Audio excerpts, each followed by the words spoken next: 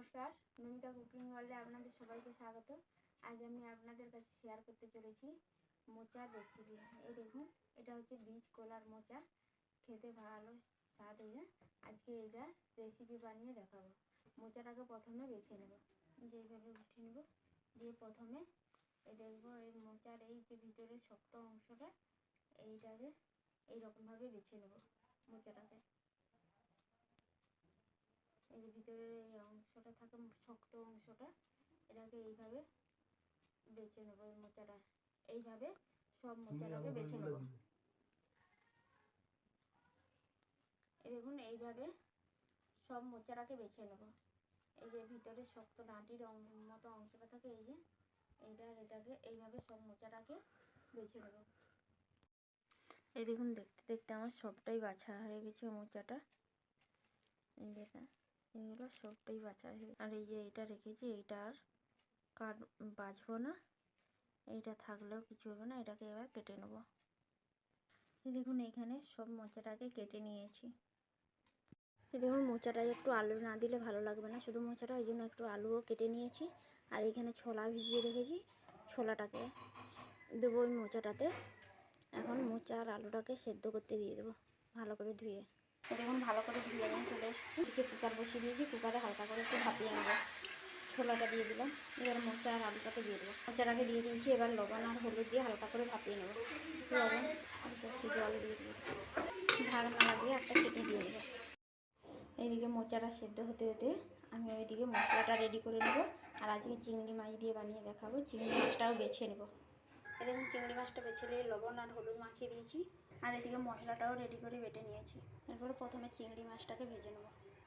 এদিকে দেখুন, মোচাটা সেদ্ধ হয়ে গেছে, নামিয়ে দিয়েছি। কড়াই বসিয়ে দিয়েছি, কড়াইতে প্রথমে চিংড়ি মাছটাকে ভেজে নেবো। এই যে কড়াই বসিয়ে দিয়েছি, গরম হয়ে গেছে, তেল দিয়ে দেবো প্রথমে। দেখুন, তেল দেওয়া হয়ে গেছে, এবার প্রথমে চিংড়ি মাছটাকে ভেজে তুলে নেব।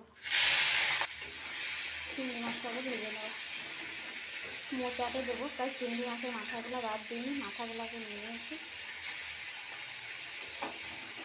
চিংড়ি মাছের মাথাটাও চিবিয়ে খেতে ভালো লাগে, তাই মাথাটাকে বাদ না দিয়ে নিয়ে নিয়েছি। তো দেখুন, চিংড়ি মাছটা ভাজা হয়ে গেছে, তুলে নেবো। বেশি কড়া করে ভাজবো না। চিংড়ি মাছটা উঠিয়ে নিয়ে এদিকে কড়াইতে আবার তেল দিয়ে দেবো। তেল দিয়ে দিয়েছি, তেলটা দেখুন গরম হয়ে গেছে। এবার দিয়ে দেবো প্রথমে 5 ফোড়ন, শুকনো লঙ্কা, তেজপাতা। এবার দিয়ে দেবো একটা কাঁচা লঙ্কা আর কুচনো পেঁয়াজটাকে ভেজে নেবো। দেখুন, পেঁয়াজটা ভাজা ভাজা হয়ে গেছে, এবার টমেটো কুচিটা দিয়ে দেবো। এবার দিয়ে দেবো আদা রসুন বাটাটা, আদা রসুন আর মশলাটা ভালো করে ভেজে দেবো। এবার দিয়ে দেবো ধনিয়া পাউডার, জিরে পাউডার, অল্প একটু লঙ্কার গুঁড়ো আর হলুদ গুঁড়ো। এবার মশলাটাকে ভালো করে ভেজে নেবো। দেখুন, মশলাটা ভালো করে কষানো হয়ে গেছে, এবার ভেজে রাখা চিংড়ি মাছটা দিয়ে দেবো। এরপরে সেদ্ধ করে রাখা মোচাটাকে দিয়ে দেবো। মোচাটা দেওয়া হয়ে গেছে, এবার ভালো করে নামিয়ে নেব। মোচাটা বীজ কলার আছে, তাই সেদ্ধ করে জলটা ফেলিনি, দিয়ে দিয়েছি জলটাকেও। স্বাদ আসার জন্য অল্প একটু চিনি দিয়ে দিচ্ছি। চিনিটা দিয়ে নাড়িয়ে নেব। মোচার চিংড়ি আমার রেডি হয়ে গেছে। এবার উপর থেকে একটু ধনা পাতা কুচি ছড়িয়ে নামিয়ে নেব। নাড়িয়ে চাড়িয়ে এবার বন্ধ করে দেবো। চিংড়ি মাছ করছি মানে তো স্বাদটা ভালো লাগবে, আর একটু উপর থেকে ভেজে রাখা জিরে গুঁড়ো ছড়িয়ে নামিয়ে নেব। জিরে গুঁড়োটাকে সবটাতে মিলিয়ে দিয়ে নামিয়ে নেব। দেখুন, এখানে আমার মোচা চিংড়ি রেডি হয়ে গেছে। তো বন্ধুরা, আমার এই মোচা চিংড়ি রেসিপিটা কেমন লাগলো কমেন্টে জানিও। যদি ভালো লেগে থাকে আপনারাও এইভাবে বানান। দেখবেন, চিংড়ি মাছ পড়েছে মানে তো খেতে ভালোই লাগবে। এইভাবে বানান।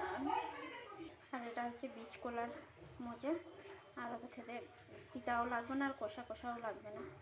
তো আমার এই ভিডিওটা কেমন লাগলো অবশ্যই লাইক কমেন্ট শেয়ার করতে ভুলবেন না কিন্তু। যদি ভিডিওটি ভালো লেগে থাকে একটা কমেন্টে জানাবেন।